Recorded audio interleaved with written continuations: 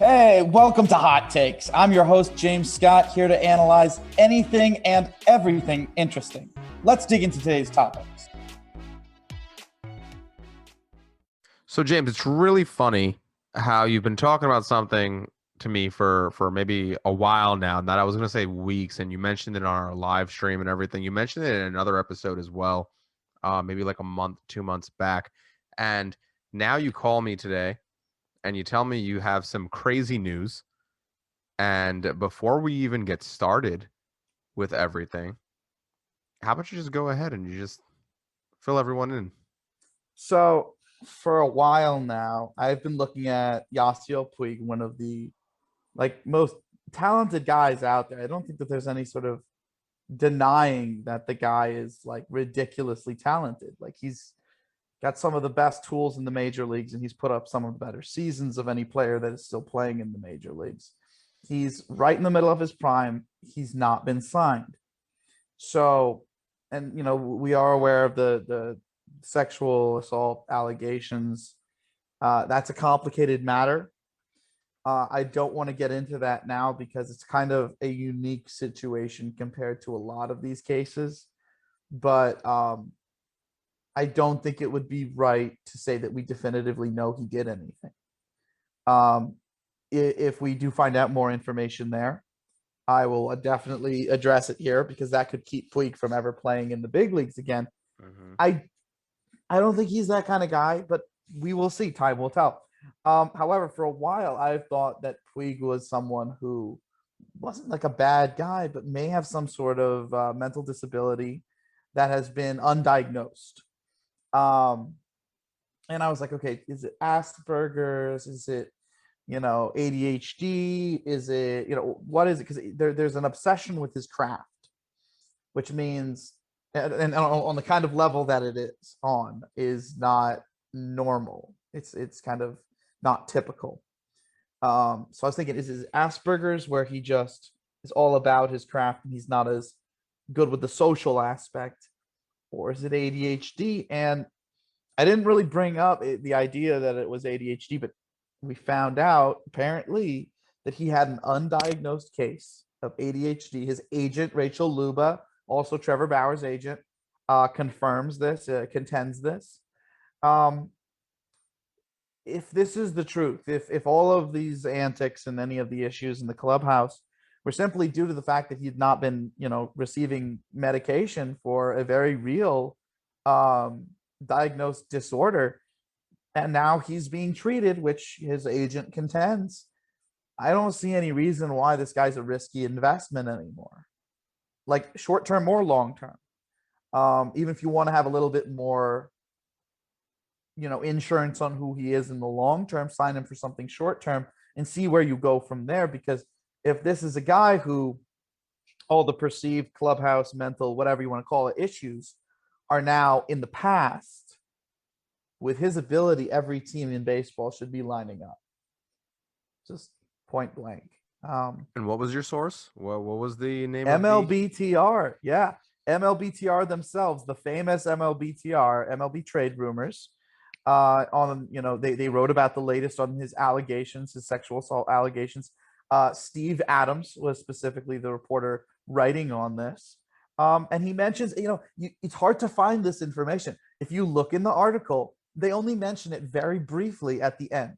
In quotes, Puig has been arrested for reckless driving in the past. A lot of players have, to be fair. So football, baseball, basketball, it's an athlete thing, honestly. It might even just be like a young man thing. Like young people are reckless, especially young men. And has drawn team-issued discipline issues in the past for being like late to the field and things of that kind of sort. Although his agent, Rachel Luba, contends that was due to an undiagnosed case of ADHD, which is now being treated. Puig has not played in a major league game since the conclusion of 2019. He did report a 1-year agreement with the Braves, but it fell through when he tested positive for COVID. So he would have played last year too. And then one thing I also want to note, with credit to baseball guy Sean for being the person who put me onto this. I never was a big fan of using baseball reference. Okay, It wasn't really something that I liked to do. It didn't. It seemed like it was just repeating the statistics that I learned on Fangraphs, repeating the statistics that I learned elsewhere.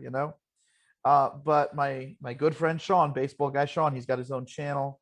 Definitely check that out. He makes great content. He showed me that if you go in and you look at the game logs on Baseball Reference has this little tool that allows you to see how a player did between two periods of time.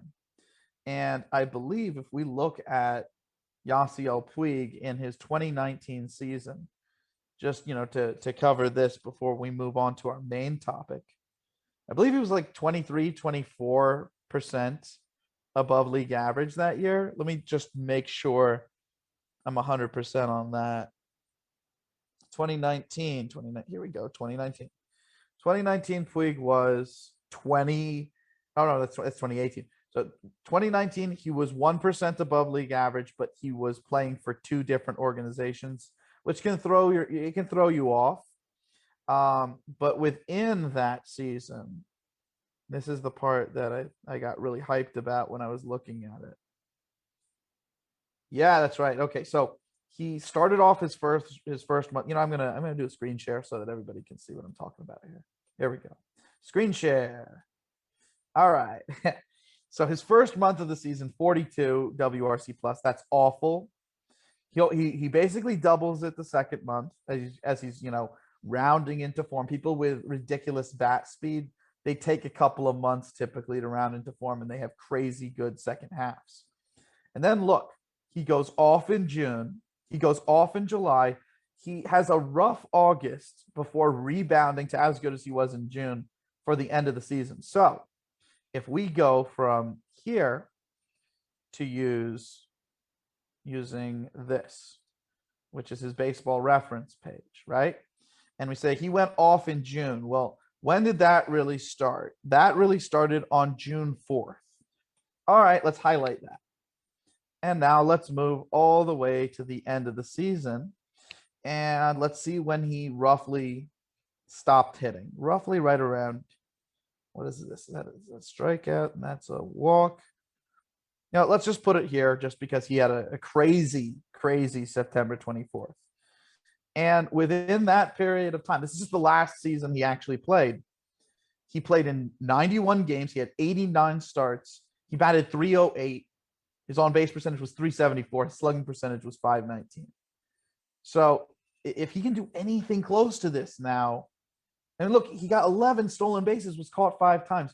Like over a full year, it's 20 stolen bases with like 8-9 times caught.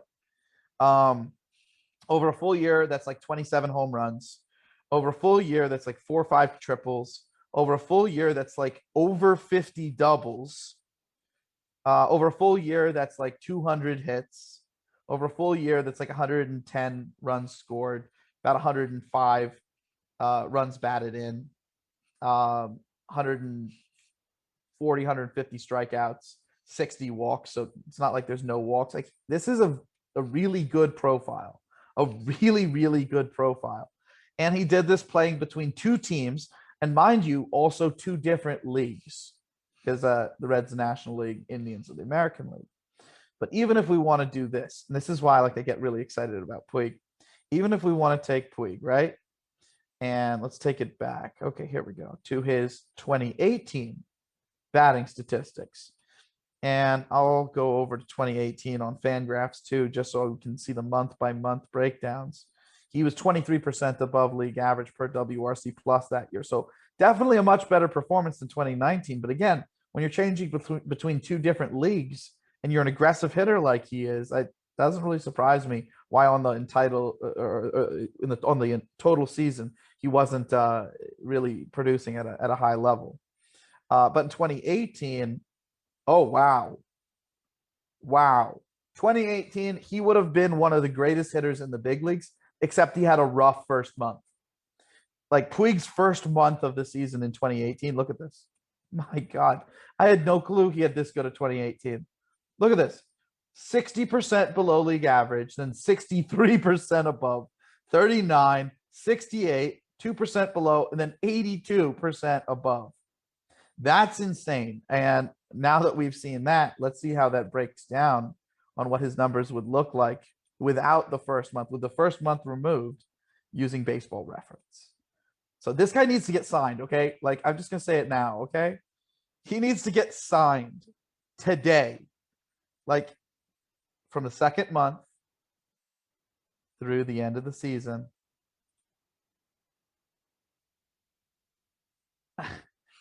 I mean, a little bit lower batting average, basically 290 batting average, but much more power. Much more power. Like, if you can get anything close to these types of numbers, basically 290 to 315 batting average, basically a 350 on base percentage, a 510 to a 570 slugging percentage, 20 stolen bases, 20 homers, that kind of 2020 guy, with like 40 to 50 doubles a season, 100 runs scored, 100 runs batted in. Bring this guy onto your team. He's only going to cost a 1-year deal right now. He's not even going to cost like 10 mil. You get him for probably a $6 million deal, maybe a $4 million deal. He's being medicated. He should be fine. Like, take a chance. Like, baseball, what are you doing? Like, you signed Jackie Bradley Jr. Everybody else is signed. Go get this guy. And maybe what they're waiting for is they're waiting for like a court date where they're going to have a little bit more of an assurance on what's going on with this sexual assault allegation thing. But that's really the only thing that I could see holding this up, because 300 batting average, 350 on average on base percentage, 2020 player, elite defense in a corner outfield position, well over 500 slugging percentage, aggressive profile. He's not working the count to get to more hittable pitches. You could put him in a different ballpark that works for him, like Fenway, or Fenway actually would work really well for him. Holy cow, it's not a bad idea. But I know the Houston Astros had interest in him too. Every time we mention the Astros, man, we gotta do something. I'm still waiting for the day that you like forget to mention it. It's not gonna happen. It's not gonna happen. Like, until I die, I swear. But yeah, like, sign Puig up. Like, give him a chance. Give this guy a chance, because now he's being medicated. He signed on with like a new agent who's one of the smartest agents in the sport. I mean, Rachel Luba engineered Trevor Bauer's new contract. Without Rachel Luba, like, the contract probably happens in some sort of way because it's Bauer and he's creative, but I don't think it gets done like to the degree it got done. Like, she really, like, you want to talk about representing your client. She got Bauer exactly what he wanted. And I think she's one of the smartest agents out there, at least from the agents that I've heard speak. Like, Boris is amazing, but that's like the number one agent in the sport. Casey Close is a pretty great agent as well. Rachel Luba is great, off the top of my head, those are ones that are, some of the best in the business. But yeah, agencies are just really, that's an interesting side of the game to get into, because sports agencies, a lot of them, the way that they advertise to their clients to show that, they're getting the best for their clients is kind of manipulative. And the reason why I say that is because they don't always use the right information.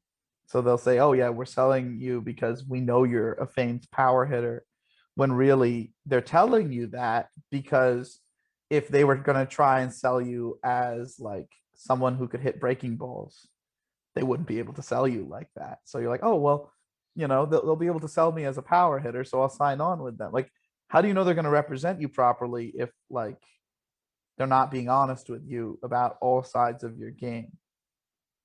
Like, if you're going to be a proper agent, shouldn't you be able to go to a team and be like, look, these are the issues with my player.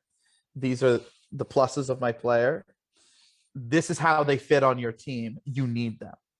You're not going to go to a team and be like, this is what my player does well. You need him. No, like, that's not, there's the, maybe, I guess, for like the purpose of like negotiating factor, you want to see how stupid they are, I guess. But I don't think major league teams are as stupid as they used to be. A few of them are Baltimore, and a few of them are stupidly smart, which it's the Astros. Like how could you be like so intelligent enough to think of a way to cheat the entire game, and so stupid to like actually go through with it? Like it's they got away with it, so whatever. I guess it is smart, right? It really bothers me, man. If you haven't noticed, like I really hate the Astros in my heart of hearts. Like okay, let me put it this way. If it was up to me, they would be banned for life. All of them. And I'm not kidding. Like Bregman, Correa, Gurriel, all of them. All of them. I'd even ban the owner. Like I need to calm down. I really hate him. I really, really, really hate him. So anyway, before we get into my Astros hate too much, I go cursing out the world. We're gonna move into our divisional breakdowns. Yes. So this is going to be a tough one because since we're doing the top two, we're not really doing the top two. We're doing the second place team in the National League Central, as well as the second place team in the American League Central. Since we're doing those, there's going to be some disappointed fans. So let's start off with the National League Central. St. Louis Cardinals fans, I am sorry you're not going to be in first place. You got Nolan Arenado. I know you're excited.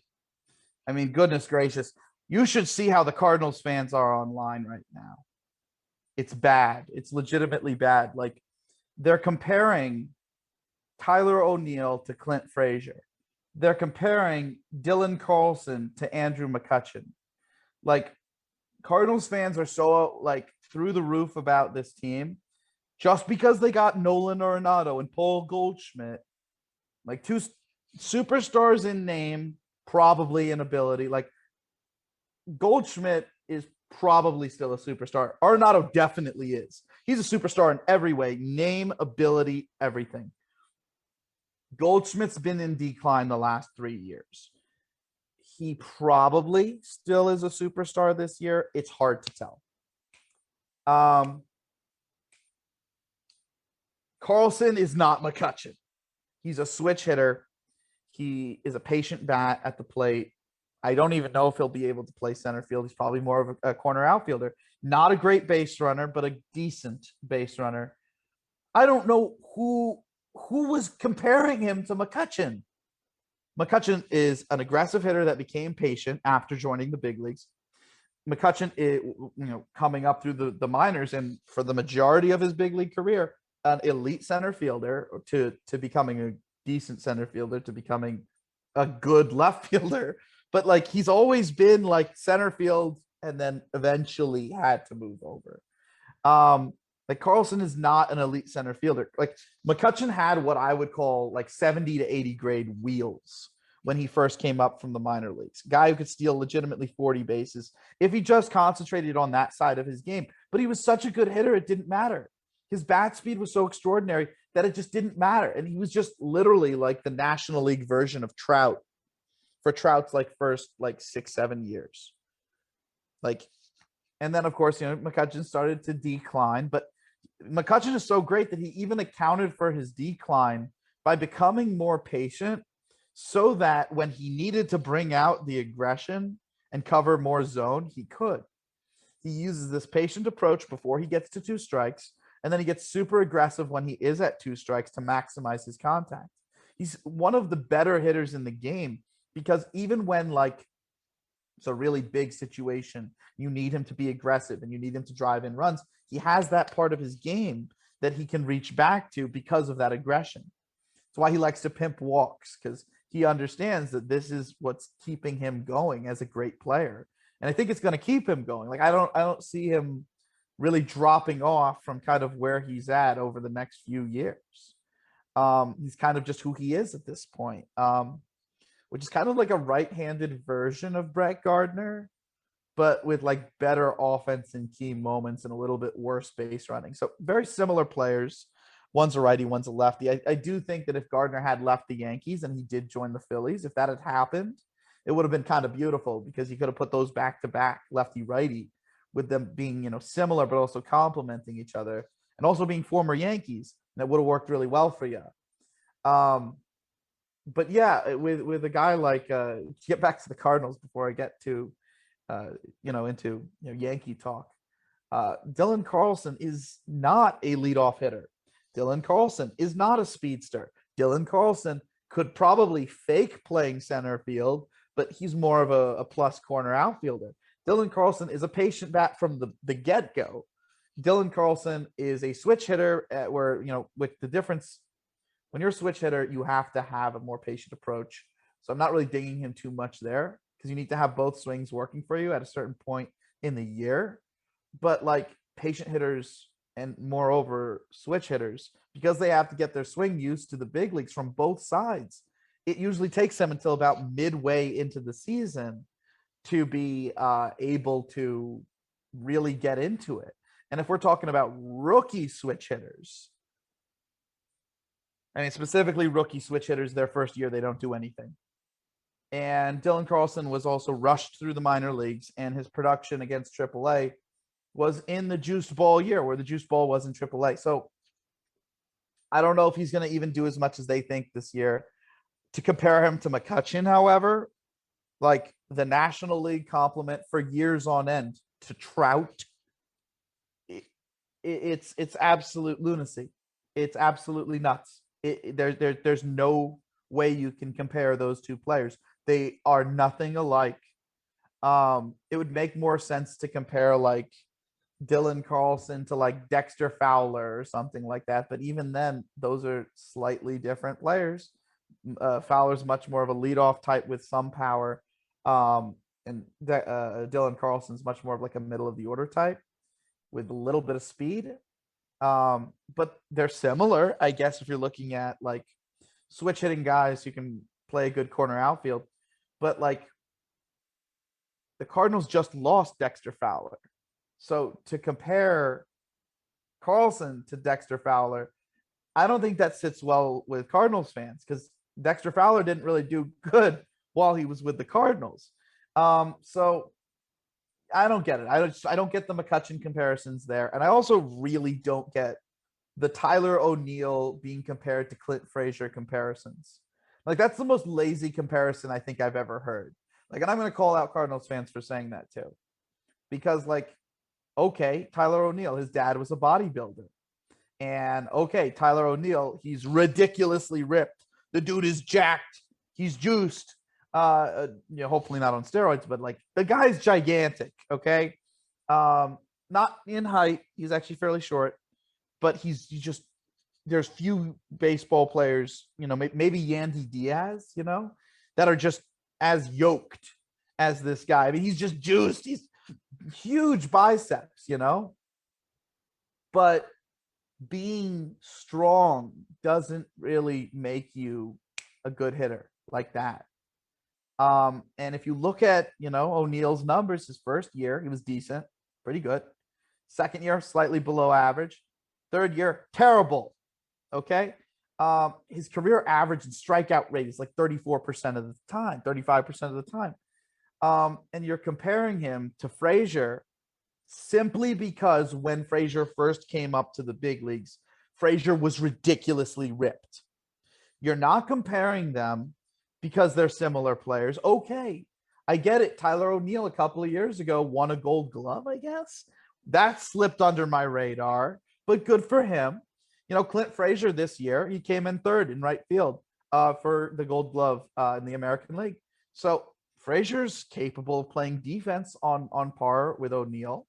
But if you look at them, Frazier has a much better throwing arm from the outfield. He takes better routes to the ball. Like it's solely because O'Neill can really run. He's strong, You take it to the base paths. In terms of stealing bases, O'Neill is better at stealing, but in terms of overall base running, Frazier is a better base runner. Now, I get where there could be a discrepancy there. So why not? Let's just call it defensively base running a wash. I'm sorry. On offense, it is not comparable. And I don't I hear it now, St. Louis fans. I hear you coming into the comments. I hear it coming and I hear it seeping in. Oh, but who O'Neill's going to become is Clint Frazier. Shut up. Shush. Just be quiet. None of that. No. No. We're not playing those games here.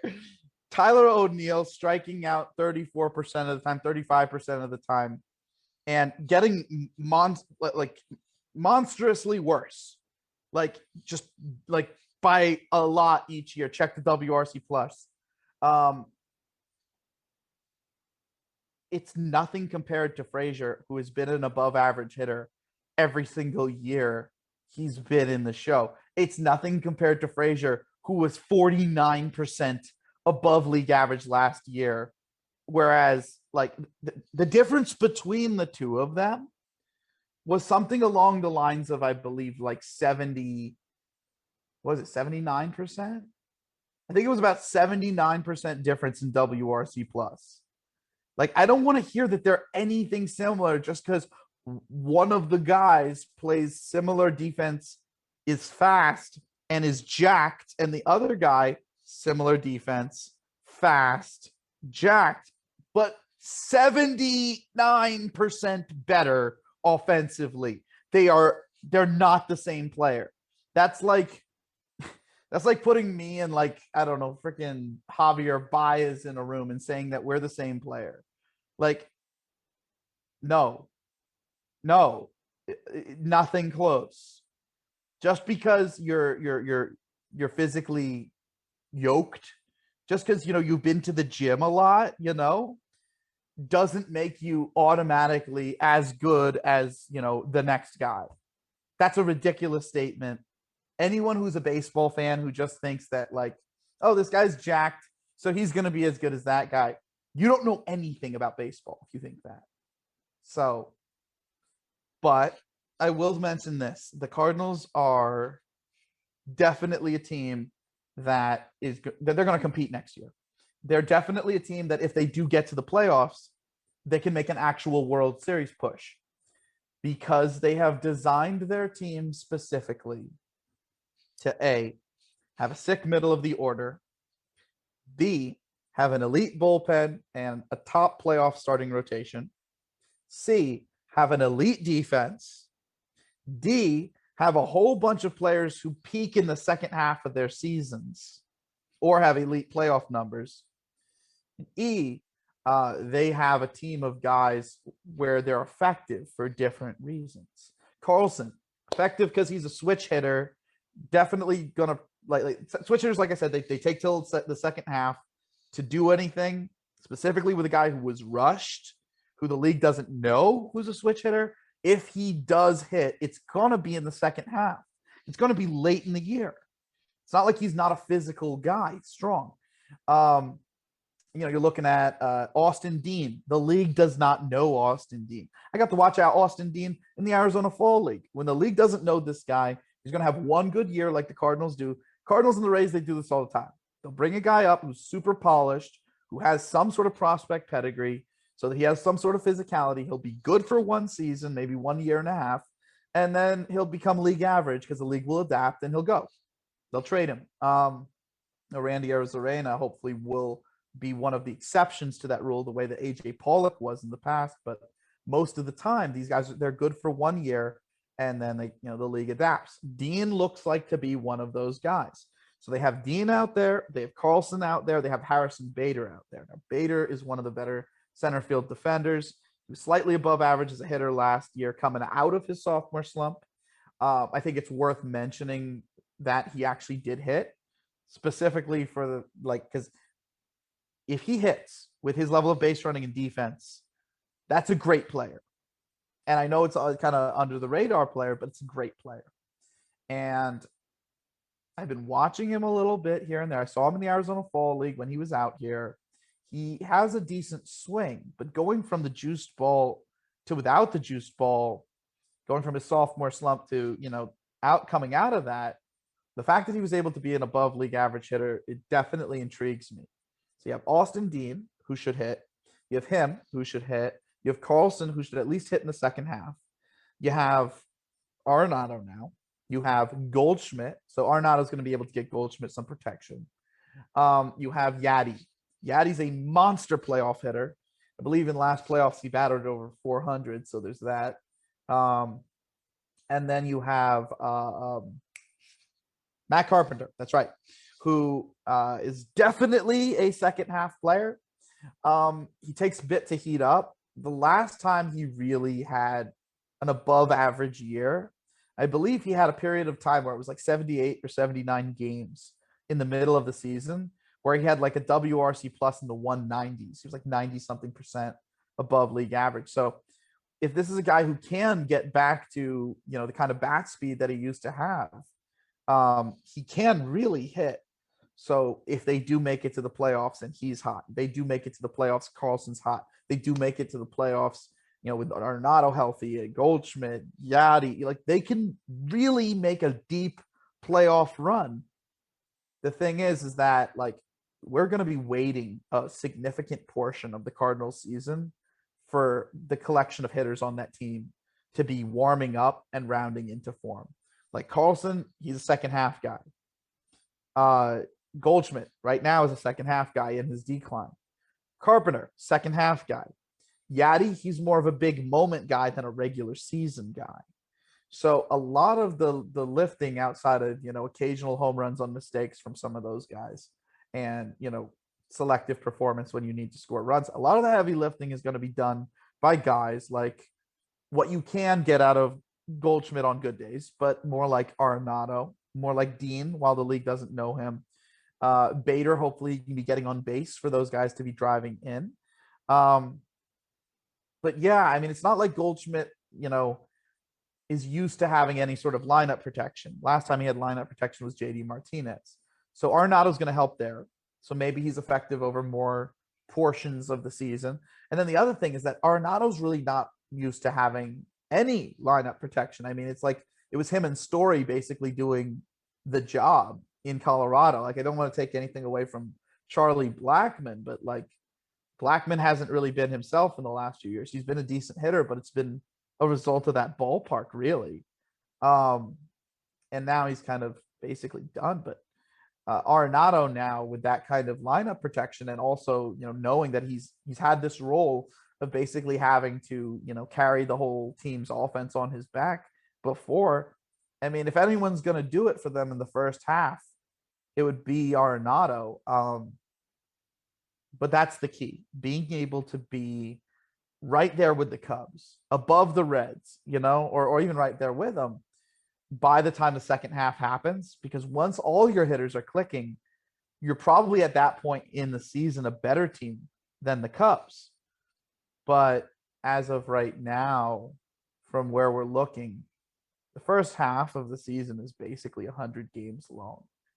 So you're using the last like 60 games of the season to try and make it past the Reds and the Cubs. So it's one of those things where it's like, I don't think that they're going to have the time to get it done, but it's definitely not off the table entirely. So right now, that's where I have the Cardinals. If you're a Cardinals fan, just really hope that your team makes it to the playoffs and that they get an extended go at things and like at least can make it past the wild card, because if that happens, I mean, they could win the World Series with the team that they have. I'm not even going to just like mess around with that. Like they totally could. But they need to get there first. You got to get to the dance, to be crowned prom king or whatever. To go from like the most baseball term ever, got to get to the dance, to like the most like ridiculous, like gives a damn about proms. Anyway, so let's flip it. Let's get to the American League now, okay? And I do want to mention real quick before we just jump off to the American League that like the Cardinals bullpen is actually pretty cool. Like they got Andrew Miller back there. They got Jordan Hicks back there. Now he's going to be healthy. They got Giovanni Gallegos back there. I think now that the juice ball's out of the league, Andrew Miller might come back to being old Andrew Miller, like elite Andrew Miller. Gallegos was really rounding into form last year. I think his underlying numbers weren't really as good as, like, well, I wasn't, no, his underlying numbers were as good as we needed them to be. The actual ERA didn't reflect who he really was with the underlying numbers. I think we could see an insanely good season out of Gallegos. If you look at Gallegos highlight film on YouTube, he's all like throughout the highlight film. I want you to, like, if you're watching it, go in there and look at the hitters he faces. Look at the guys he's getting out. They're all ridiculously good hitters. So when the underlying statistics say that, and when all the guys that you're getting out are like the best hitters in baseball in your highlight film, you're good. So, and then of course Hicks in the closer role, now coming back from injury, he should still be throwing over 100 miles an hour regularly. I doubt that the injury would take that from him when he was throwing like 104 last year or year before, whatever it was. Yeah, he's throwing that hard. Yeah, he's one of the only other guys in baseball who can throw as hard as Chapman. Probably can throw harder than Chapman these days, but it's hard to tell. I mean, they're both right there with each other. So, yeah, the Cardinals have great bullpen, and then they got Flaherty in the rotation. So, yeah, moving on to the American League. Second place team. This is another one that's going to hurt, especially because this is the best, team that this city has had. In my opinion, actually, this might be the best Minnesota Twins team in history. Like, this actually might be the best Minnesota Twins team in history. And this goes back like a ways. The Twins have been around for a while. So on one hand, I'm sorry that you're not going to be in first place with the best Minnesota Twins team in history. But I think that just kind of speaks to the number one team in that division. Like, I think that the number one team in your division could legitimately win the World Series in the American League, with all due respect to the New York Yankees. And this is coming from a Yankee fan. Like, they scare us. So I'll just be real. Like, yeah, like, it's not even disrespect, which is interesting. You'd think that, like, as a Yankee fan, the Yankees always beat the Twins in the playoffs. I don't know if you know this, Chris. They always beat the Twins in the playoffs. This is one of the very few things I do know. Yeah. So, like, one of the interesting things is that you'd think that, me saying this, I'd be like, hey, something like that. Like, no, dude. Like, I'm like waiting for like a Twins team that, like, can match up with us. I kind of like it, year in, year out. I'm like, okay, Twins, can you face us? Can you stop us? Like, and we end up beating you, which is like, don't get me wrong, this is fun. But I want to see like a better Twins team. I want you guys to keep getting better. It's a fun rivalry. I don't know. I love watching. Maybe it's because my team wins a lot, but I don't know. When the Twins get better, I'm like, all right, let's go. Let's battle again. Let's see if we can still get you. So I don't know. I think it's kind of fun. Maybe it's because the uniforms are kind of similar. Maybe it's because like the new stadium of Yankee Stadium and the new Twins ballpark were built like basically in subsequent years. But I kind of like the rivalry that we got going on, and I kind of want to keep it going. So hopefully the Twins continue to get better, but I do think that this is probably their best squad, at least in recent years. And that says something, because the Twins fans have loved Bomba Squad, where everybody's hitting homers and everything. But what's the point in hitting homers if you can't pitch? What's the point in hitting homers if you don't have an elite bullpen? What's the point in hitting homers if you don't have like, good defense and good base running? And you get the idea. This time, this is the most well-rounded Twins team that I've seen. They have offense, they have base running, they have bullpen, they have rotation, they have depth. I mean, they really built their team intelligently. They have 3 different catching options. They haven't figured out who their catcher is going to be. Mitch Garver could be it. Ryan Jeffers could be it. Top prospect. Or it could be Williams Astudillo, who is a personal favorite of mine. Contact machine. Just got to play him every day. I don't know why it hasn't really been done, but if you play him every day, he's going to hit. So, and he can play decent defense. So, that's catcher. They're going to figure that out next year. First base is Sano. He strikes out too much. Basically, the pressure is on Sano next year. If Sano doesn't, perform and lower the strikeout rate, possibly putting it into the walk rate, become more patient. They're gonna, I think, find a way to platoon there next year and then move on in subsequent years. Sano actually had the highest barrels per batted ball event rate in baseball. It was like 21 point something, and that's by a lot. He was hitting the ball harder than anyone when he was hitting it. So I think he can stand to dial it back a little bit and still hit the ball hard. But this is the year where he's being forced to do it because Kirilloff is ready. And Kirilloff can really, really hit. I mean, when Kirilloff and Vlad Jr. were both in the minors before Kirilloff injured his wrist, people were saying that Kirilloff had like the best overall hitting profile in the minors to Vlad Jr. And this is before, obviously, the emergence of Eloy Jimenez, because Eloy Jimenez rose, Kirilloff had the wrist injury, and then it was, Vlad and Eloy, but I think very clearly Kirilloff can hit, and he's a lefty. So at minimum, if Sano can't hit righties and lefties, if he just, only crushes lefties, you can platoon there and you'll get really great performance. And I think you're going to really like what you see out of Kirilloff. I don't know if they rushed him, to be fair, but a guy with a 70 hit tool and at least 60 power, 55, 60 power, maybe more, it kind of hard to rush a lefty bat with that much skill. Usually bats like that are righties if they ever exist at all.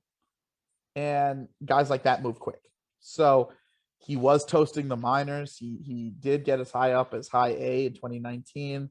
2020, if there was a minor league year, he would have been in double A. And at the very end of the season, he was up on their playoff squad. He should start the year in triple A this year, sure. But by mid-June, he'll be in the show, in theory, unless, Sano's absolutely going off. At second base, they've had Luis Arias, but my issue with Arias is that I don't think Arias is going to be able to hit hard-throwing righties for very much longer. He's got great contact skills, sure, but the way he starts his bat is not going to allow him to hit righties for authority unless he starts to change some things. Thankfully, the Minnesota Twins got a new shortstop, so now they can platoon Jorge Polanco, who wasn't that good of a defender at short anyway, with Arias, and now you're getting elite offense. You're getting elite defense, I think, between the two of them, and decent base running there between that. So that's really good. Platoons also work really, really well in must-win games because you have to remember each hitter, like in a microcosm, you can't look at their numbers in total. You have to look at their numbers versus whatever handedness is on the mound because, it changes. Like approaches change versus handedness, especially for people, especially for people who are lefties, to be fair. But yeah, so moving on from, see, this is the thing with regards to the Twins. They have lost Eddie Rosario. Okay, they have lost some hitting ability in guys like Sano. Polanco was perceived to be a middle of the order threat when he first came up. So they have taken steps back. But the way that they've mitigated this is, like, for instance, at catcher, where they took a step back with Garver. Well, now they have Jeffers and Astudillo to compete with him. So you're going to get production there. You just don't know which one. And first base, you have Sano, but Sano's also now striking out too much. Well, you have Kirilloff. Second base, it was Arias, but Arias may now not hit righties. Well, you have him platooning with Polanco. whereas you did not have good defense at second and short up the middle. Now, because Polanco's at second, that's a plus defensive player. And at shortstop, they signed in Drelton Simmons. So you want to talk about making your defense just fixing your defense. That's what you do. You take your shortstop, you put him at second base, and you bring in the greatest shortstop defensive player in history, defensive shortstop in history, like better than Ozzie Smith. Look at the numbers, look at the highlights. I don't care, in Black Panther voice. I love that movie. So you got Simmons there, you got Polanco. Both of them are stud defenders. You got Donaldson back at third. You've brought back Nelson Cruz. So between Donaldson and Nelson Cruz, you're not really worried about the middle of the order. You go to the outfield. Okay, I get it. Eddie Rosario left, but Eddie Rosario was also one of your worst hitters, even though he's a good hitter, but also one of the worst defensive players in all of baseball. And by midseason, Trevor Larnach is going to be up, and that's a power hitter right there who can also play a quality corner outfield. With Max Kepler in right field and with the only person who can compete defensively with Kevin Kiermaier in center field, Byron Buxton, the Twins have one of the better defenses in the game right now, despite the fact that it's not exactly the best at catcher. So any of their pitching, it's all going to play up. I think that that's an important thing to note. So now this Minnesota Twins squad is going to be good in big games offensively, in normal games offensively. They're going to walk enough. They're going to hit for power enough. They're going to have enough defense. They're going to have enough base running, mainly because, well, Kepler is good on the bases, and a few of their other guys are average to manageable on the bases. Even Simmons is slightly above average. All of that is dragged massively towards the roof by Buxton. Buxton is like a top 3 base runner in the game, and single-handedly he can bring your team's BSR, well above league average. If you have a team where the rest of it is just not like guys who are snails, basically, are statues on the base paths, which they don't really have that. They got a bunch of guys who are either average or above average. The only ones that are ridiculously slow, Garver, but that makes sense because he's a catcher. Same thing with Jeffers. Although it wouldn't surprise me if, because Jeffers is so in shape and so fresh up from the minors, wouldn't surprise me if he was about a league average runner for a big leaguer. Sano is slower than Molasses, but that may not matter because his role could be reduced over the year, or he could hit so much that it won't matter. Although it's also worth mentioning, over the last 2 years, Sano's become a much faster base runner, and last year his BSR was actually pretty good. So who knows? Maybe he's figuring something out. Cruz is known to be slow, but that's also the best hitter on your team. I don't care. It's your DH. Your DH is also usually slow. Donaldson's about average. Simmons is slightly above average. Same thing with Polanco. Kepler's better than that. Larnach's probably going to be about average. And Buxton, like I said, is one of the 3-5 best base runners in the game. So it drags everything up when nothing else is really that bad. It'd be one thing if they had 3 guys like the Reds do, 4 guys, 5 guys, whatever the heck the Reds have, where each of them is -5 BSR on the bases, but they don't have that, So they got base running, they got defense, they got offense. Now, looking at their bullpen, they added Alex Colomé, and they also have Taylor Rogers. One's righty, one's lefty. And what they've said is similar to the similar to the Tampa Bay Rays. What they're going to do is they're going to have interchangeable roles. So instead of having a set closer, depending on the individual day and depending on the matchup and depending on the situation, they're going to be bringing in different guys, which is kind of how to max out the usage of your bullpen. If the Yankees weren't so, set into only using Chapman in the 9th inning, and we could use Chapman in the middle innings too, awesome. That would be such an upgrade. But the Yankees are a very classically put together club, and they don't really make those big leaps easily. Whereas a team like Minnesota could do those things just to get the extra advantages, any other extra wins that they could accumulate over the year. In fact, I think this is going to benefit them really well during the regular season because so many of their players walk and so many of their players hit home runs. They're just going to score a high number of runs by default. So they have a good bullpen. Moving to their rotation, they got Berrios, who's been growing into his own. It's going to be really interesting seeing what he can do with this kind of defense behind him. Maybe he has that breakout year. You have Pineda, who has been slowly breaking out since about the beginning of June 2019. And that would have lasted all of 2020, but he had some sort of suspension that kept him out for a bit. But then once he came back from the suspension, he was putting up the same numbers. So now he's pitched something along the lines of like 120, 140 innings of being an ace. So now we get to see it over a full year. That's going to be really fun. He's 6'7".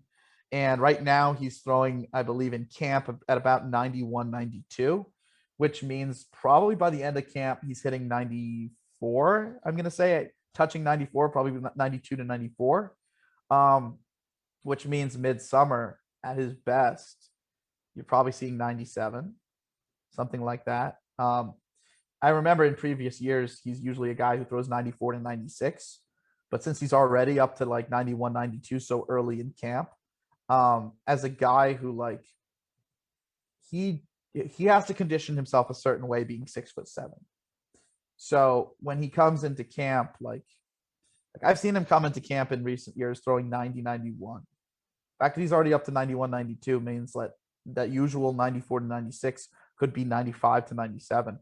And the difference, it doesn't seem like it would be that much, but for a guy of his height, 97 seems like 99. It's part of the reason why he's been able to be as effective as he has after the shoulder surgery. I mean, he legitimately got shoulder surgery that took him from throwing 100, 101 miles an hour to 91, 92, 93. And he's still trying to make, well, I wouldn't say he's still trying to make his way back from it because he's pitched like an ace for like 130 innings, something like that. But in terms of the velocity is still yet to come all the way back. It's why like mid-year, instead of back in the day, 101, mid-year, it's 96. Looks like this year, 97. Next year, maybe he can get it up to 98. Maybe he can start creeping it up there as, you know, he fills out more as he gets closer to his prime. Frankly, if he just gets the job done, that's all I care about. And I'm a big Pineda fan. Thought the Yankees should have never let him go. And every time I have to watch him pitch, I grimace because it's like, could have stayed as a Yankee. We could have kept this guy, you know? And then the Twins, you got Kenta Maeda as well, who he's always been a guy who I've thought of as an ace, and the Dodgers just never wanted to give him a legitimate chance. And then, you know, you traded for him, and then there you go. Look what he just did. ERA in the twos. So between those three guys, you have a good top of the rotation. You brought in J.A. Happ, another former Yankee. I've never liked Happ. Happ is made for big ballparks. He goes lots of innings. He's a good 3-starter. You have him as your 4-starter to eat up innings. Back of the rotation, you got Balazovic, top prospect. You got Randy Dobnak. Dobnak can cover until Balazovic's ready. I do have to mention, anytime I talk about Randy Dobnak, that this guy has one of the coolest stories of any player in the big leagues. Randy Dobnak, within like 2-3 years ago, was an Uber driver out here in Phoenix, Arizona. And he just worked on his craft. One day, some people who are like pitching coaches saw him throwing, signed him up. Now he's making millions of dollars as like one of the starting pitchers or relievers, depending on how they're going to use him, for the Minnesota Twins, a playoff bound team. Like, or at least probably playoff bound. I think they're going to be playoff bound. They're going to be playoff bound. But I don't know. I think that the Twins are in a very good position, and I think that this is the best Twins team I think I've seen in my entire life. Yeah, Twins fans, be excited. I mean, I'll tell you, it's maddening to watch baseball where the bullpen ruins your games, and that doesn't look like it's going to be the case. It's maddening to watch baseball where every day the starting pitcher just lets up 3-run bombs. You know, you're not going to get that. It's maddening to watch baseball where your team can't score runs. It's maddening to watch baseball where like your team is constantly like station to stationing it. Like no one's going first to third, no one's going second to home, no one's really doing lots of tagging up. There's no stealing going on. You're gonna you're gonna have that. And then of course you add on the fact that you have the best defensive shortstop and the best defensive center fielder in all of baseball on the same team. You're gonna see great defense too. So at minimum, this is going to be one of the most exciting Minnesota Twins teams in recent memory. At maximum, maybe something will go wrong with the number one team and they'll be able to win the division, get a 5-game playoff. So definitely a really exciting team to follow this year because they're going to be competitive and they're going to decide their fate ultimately. It's not necessarily that they are that much removed from the number one team. It's just the number one team has what they have going for them. So if the Minnesota Twins, say Sano wants to dial in the zone and start hitting for 40 bomb power, that's in his control. He needs to be able to take that step. Donaldson and Cruz preserving their ability throughout the aging process. That's on them. Being able to convert your minor league hitting numbers to the big leagues. That's on the whole catching situation. All three of them, whichever one does it, being in a platoon. It's going to be the first time for Arias or Polanco. So, a lot of this rests on their shoulders, how well they take to their new assignments, their new teams, their new, in Simmons' case, their promotions in, Larnach's case or in Kirilov's case. But across the board, this is going to be one of the most fun teams to watch on a consistent basis because that's the one thing that a lot of people don't talk about. Walks and power are what play during the regular season, and the Twins have some of the most of both.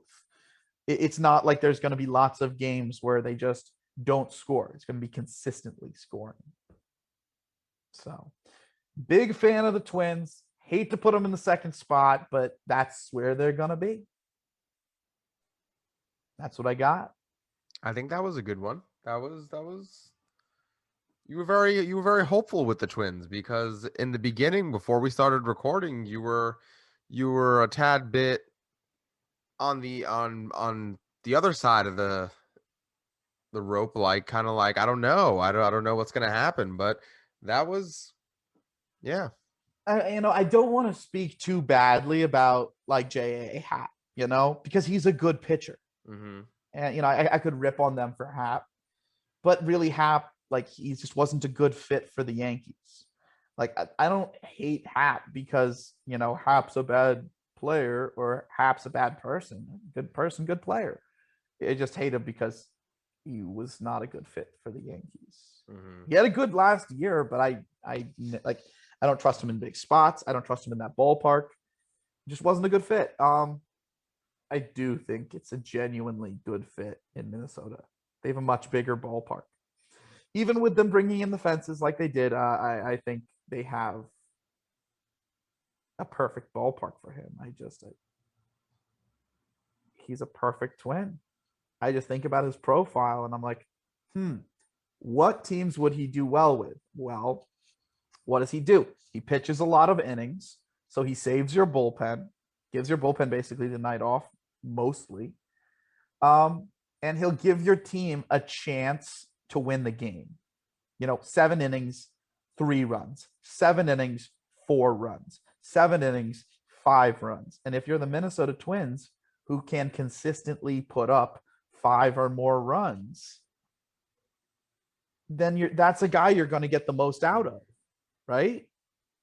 And if the ballpark's as big as it is, then it should work for him too. Mm-hmm. So I just think it fits. Now, everyone, please remember that we are now live streaming once a month. So our first live stream was last week, and it is live on YouTube. We've already gotten a couple views on it, and we're going to be transferring that over into an audio format to add it to the podcast, so it's available in both areas. If you don't know where to find it, always drop into the description of these podcasts, and you will find the Hot Takes with James YouTube link down there. And thank you so much for listening. Catch you on the next one.